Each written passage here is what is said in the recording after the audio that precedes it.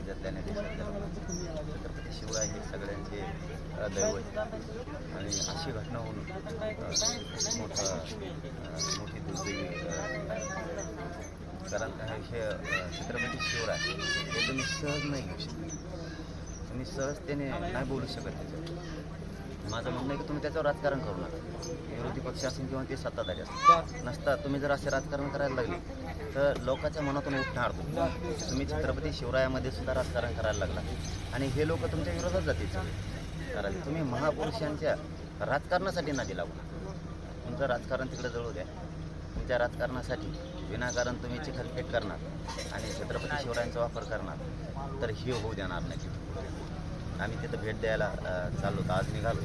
आज मुक्कामीत आम्ही मालवण. उद्या सकाळीच आम्ही भेट देणार कारण आम्हाला जायला खूप रात्र होणार आहे. इथून 600-650 किलोमीटर आहे.